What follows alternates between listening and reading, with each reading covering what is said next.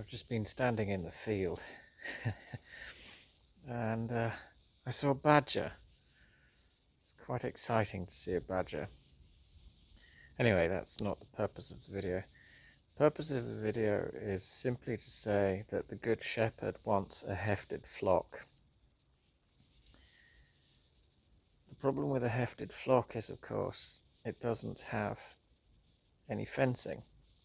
There are no, there's no means other than the fact that the shepherd trains his sheep to stay within an unfenced area of common ground, and this sort of the sheep eventually learn that this is their given area and they don't stray. I think the problem we've got as in this country is that we are like those sheep.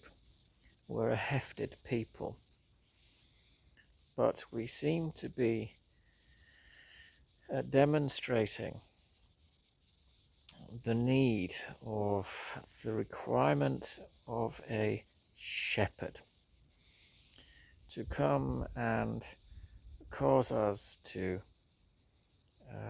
cease our straying.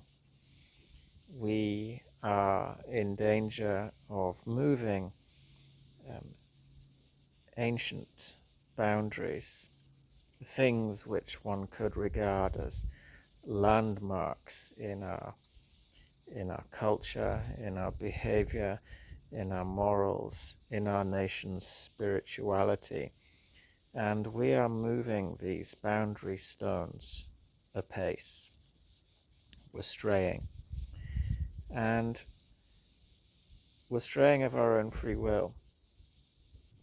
One might say, well, the odd fox has got into the common ground and, he's sort of tempted the sheep, or he's broken the flock up, and, some have scattered here and some have scattered there. But the truth of the matter is that we are deliberately choosing to move beyond the invisible boundary lines that a hefted flock enjoy and should be safe within. So outside of those boundaries, given that they are so easy to cross simply because they're invisible, they are a learned boundary, a boundary that is taught, and a boundary that is passed on from generation, from ewe to lamb, and from ewe to lamb, and from ewe to lamb. But we're pushing the boundaries, and that may not end well, depending upon the mood of the shepherd. At some point, the shepherd will come and he will see that his sheep are all over the place. Now, the beauty of the shepherd is, of course, that there is a season in which he will gladly welcome his sheep back. His sheep should know his voice, and as a result of knowing his voice, will follow him back into the safety of that hefted common area,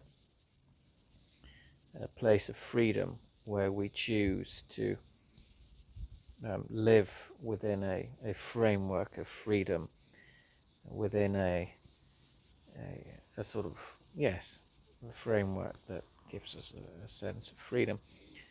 So, assuming that the shepherd has not got out of the bed at the wrong side, then he will welcome us back with open arms. But we have to decide to turn back, listen to the voice, and follow the voice of the shepherd, and to be led back into a place of safety.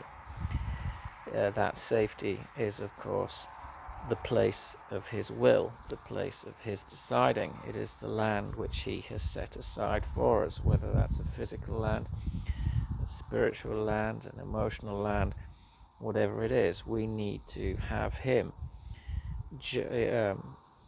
move us back into that area of safety. If, of course, we refuse, then the shepherd does have other options available to him, but for the time being, his arms are wide open and he's welcoming. But we have to be the ones that turn back. We have to be the ones that hear his voice. Which brings us to another point, doesn't it? Somebody has to speak up for the shepherd in order for the sheep to hear. And that person or those people's hope that the sheep will hear, they'll understand, and they'll turn and head back into a place of safety.